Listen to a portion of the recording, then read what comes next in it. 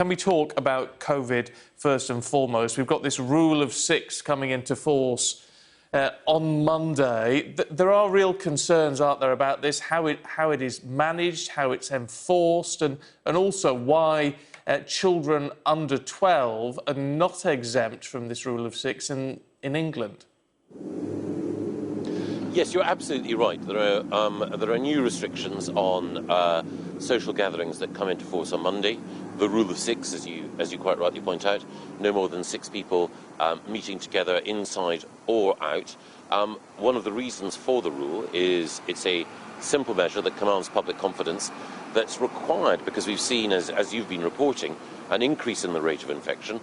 We've seen the infection rate increase in France and in Spain and other European countries, and as a result, more people in hospital, and tragically, more people dying and more people suffering, really bad health outcomes. So that's why we're taking these steps. But it's not simple, is it? I mean, this is part of the concern that these new rules are confusing. Not only this, but then of course you've got slightly different rules in England because those under 12 are included in the six, where they're not in other parts of the UK. There's a big question about as to whether you can sort of still go out and eat and how you can mingle in restaurants and bars and all this sort of scenario. I mean, it is a confusing situation, isn't it? I don't think so. I do recognise that there are lots of questions out there. One of the purposes of a conversation like this is to try to reinforce what I think is a pretty straightforward message. One of the reasons why we've chosen the rule of six is it's well understood. And as I mentioned earlier, it commands public confidence. The public understand and recognise that indoors or outdoors, 6 people is the maximum. They know that it's because of social gatherings or household gatherings that have had more people than that, or where people, for whatever reason, have been mixing in a way that contributes to the spread of the virus, that we all need to exercise a greater degree of self-discipline. So that rule, I think, is clear. Of course, Scotland and Wales do their own things. That's devolution. But for everyone in England, I think that the principle is absolutely crystal clear. And alongside that, there's the public health message, hands, face, space. Again, well understood. Wash your hands regularly, wear face coverings, and maintain social distance. Well, I mean, you say it's straightforward. In order to preserve life, we have to kill the country. If we kill the country, we have no life. It's a catch-22. That is why the messaging is so confusing and why people are so confused. That's the words of your wife in the Mail on Wednesday. Well, I love my wife. She's a brilliant columnist. But when it comes to government policy here, I think that the really important thing to bear in mind is that we're stressing the importance of the economy and education. And we're saying that people should be at work in COVID-secure workplaces. Children should be at school learning in a COVID-secure environment. But when it comes to socialising, social mixing, which inevitably involves or increases the risk of people from different households mixing and therefore increases the risk of the virus spreading, then there needs to be an element of self-discipline, and that element of self-discipline comes through recognising the rule of six. And as I say, it commands public confidence. And therefore, when you have a situation as grave as the one that we face, having a policy that the public feel is right and proportionate and the appropriate answer, I think that's a good thing. I mean, look, I don't think anyone can actually stand up straight and say there is a very clear solution to how to deal with this, because quite obviously there isn't. But when we're in this situation where we've got some pretty severe local lockdowns coming into in force already, some more coming into force on Tuesday, when the R rate, we're told, is sort of 1.2 and in some places possibly 1.7 and hitting a critical level, you can understand why people are saying, is now actually the time to be sending children back to school? Is that safe and sensible? Is it right that students are going back to university? Is this all going to bring about the major second wave that people are so concerned about? It is absolutely right for children to be back at school, and it is safe and it is sensible. And it's absolutely right for people to be at work, and employers and trade unions and the government have worked together in order to make sure that there are clear rules which broadcasters like Sky and others follow, in order to ensure that we are safe at work. But as we know, there are additional risks of the virus spreading. It seems as though the greatest risks come from social interaction outside the workplace or outside schools. We want to make sure that people can still see those they love, but do so in a way which is consistent with limiting the spread of the virus. That's why we've got the rule of 6. That's why we've gone for a measure which is clear and straightforward, and which, as I say, commands public confidence. It's part of the issue, though, that, you know, it is a bit of a Pandora's box, and the lid has been opened on easing lockdown, I mean, for a few weeks now. And as a result of that, people have jumped at the chance to get out. You know, you only have to go to any town centre to see that social distancing has pretty much gone out the window now. It's very, very hard to claw that back unless you go for a full lockdown, isn't it? No, we don't need to have a full lockdown. What we can have, and what we have had, are in those specific parts of the country where we've seen an increase in the virus, a set of localised lockdown measures. The Prime Minister was always clear that in the battle against the virus that we would see flare-ups and that we would need both those local lockdown measures and broader vigilance as well. And one of the reasons that we have the rule of 6 is because, as we've learnt more about how the virus operates, we know that we can make certain environments safer. There are other environments where risks remain, and therefore we need to have restrictions in order to police the spread of infection in those settings. Let's talk about Brexit if we can. You know, it's been a while. We need to get ourselves back into Brexit gear, don't we? What is going on? What is the concern of the government over the withdrawal agreement that was heralded by the Prime Minister when it was put through? Well, we're committed to implementing the withdrawal agreement. We left the EU, as everyone knows, on the 31st of January. The Prime Minister got Brexit done. We're now in a different stage. We're talking about a free trade agreement with the EU. One of the things, however, though, is that as those talks have gone on, there are things that the EU should have been doing, which it committed to do, in order to make sure that we could have the free flow of food into the EU, subject to certain checks, in due course. The EU haven't been keeping their side of the bargain on that question, and that raises doubts and concerns more broadly. Yeah, presumably you have all, you know, in government you have fully read the withdrawal agreement. Yes, and one of the things about the withdrawal agreement is that it was negotiated after months of hard work, and we are implementing it, and we're implementing the Northern Ireland Protocol as well. I've been spending, or rather the government department, which I'm leading at the moment, has been spending hundreds of millions of pounds in Northern Ireland making sure that we implement it so that we can both protect Northern Ireland's position within the UK, but also help the EU by making sure that we help protect their single market as well. But I mean, you can understand all the confusion flying about around all of this, can't you? I mean, when the withdrawal agreement was introduced and put forward, obviously the DUP weren't very happy. They were saying it was putting a border down the Irish Sea. I mean, that term was discussed an awful lot. You said in an article in the Belfast Telegraph when you were at the Ulster Carpets factory, I don't accept the argument that there will be a border down the Irish Sea.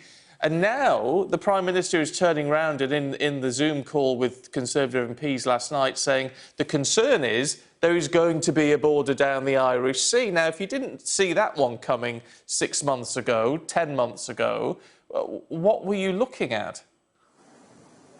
Well, I was looking at the detail of the protocol. I'm a member of something called the Joint Committee. That means that people from the UK government and the EU government get together in order to make sure that we can implement the Northern Ireland Protocol appropriately. It's a complicated document, as you alluded to earlier.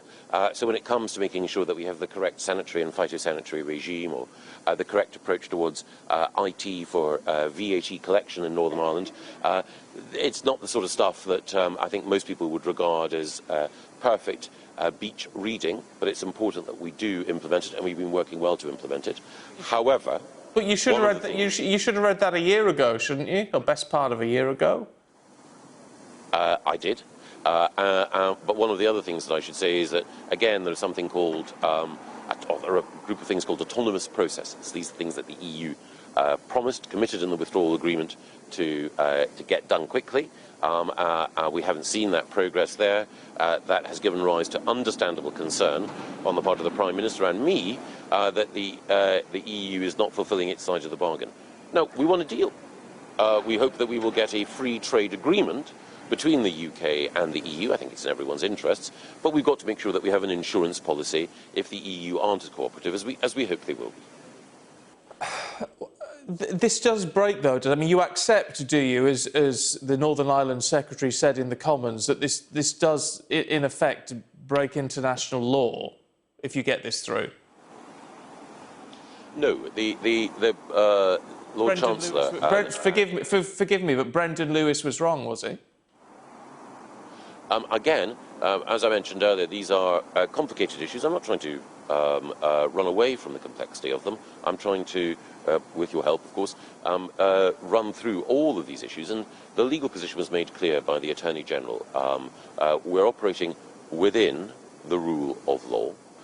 It is the case, however, that we do need to take insurance policies.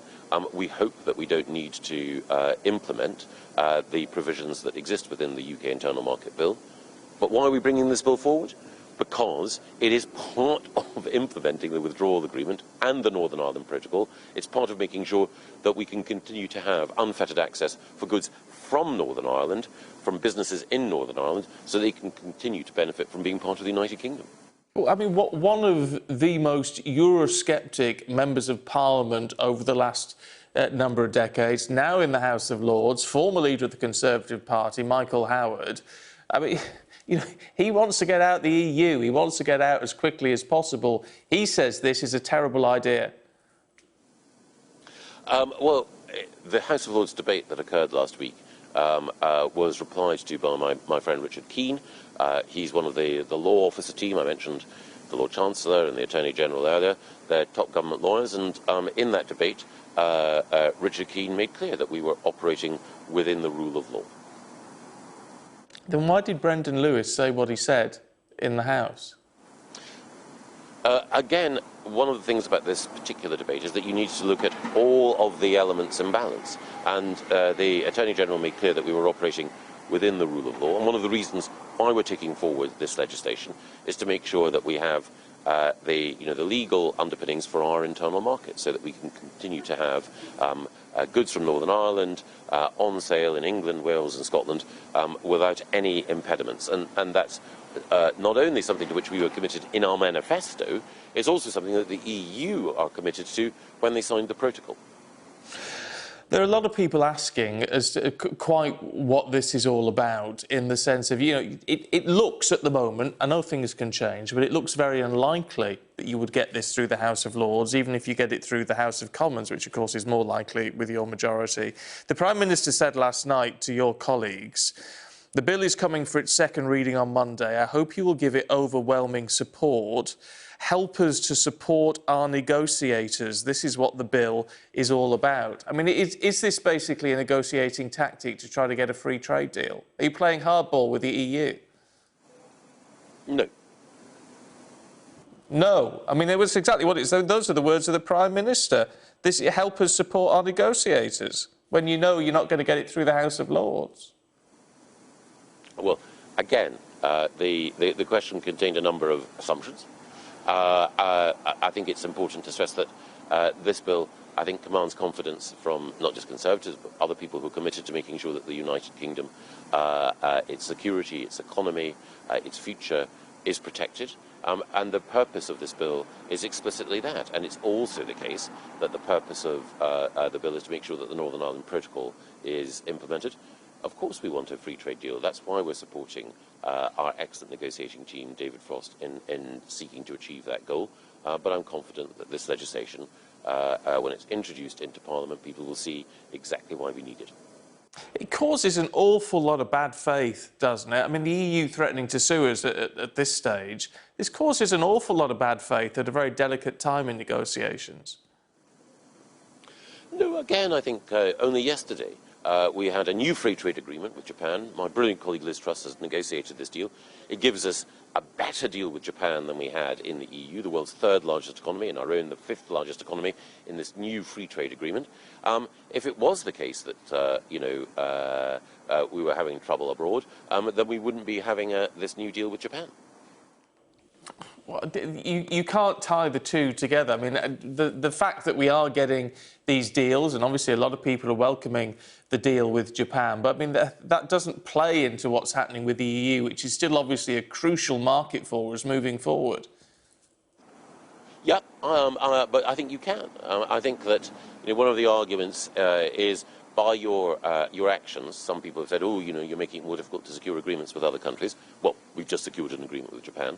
Some people say, oh, well, outside the EU, you won't be able to get better terms for the UK. We just have. And some people say, oh, there's no link between the two. Well, I think, actually, Britain concluding free trade agreements with other countries shows that we should be able to secure a free trade agreement with the EU, because, after all, the deal that we're asking for with the EU is about the same as the deal that they had with Canada.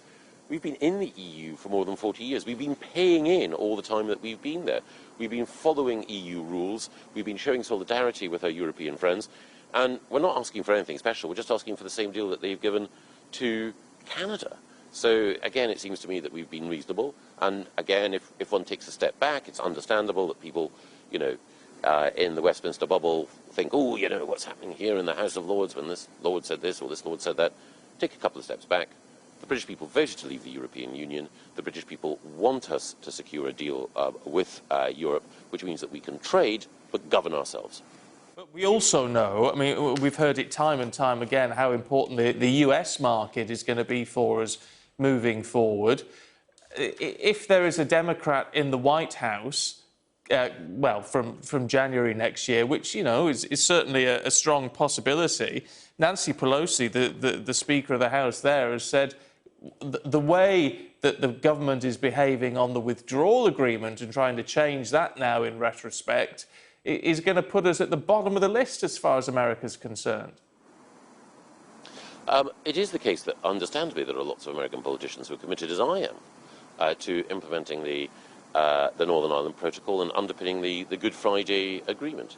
I'm confident that we will be able to conclude a deal with Europe. We'll be able to demonstrate to everyone our continuing commitment to the Good Friday Agreement. I think I mentioned earlier that we're spending hundreds of millions of pounds in order to do so.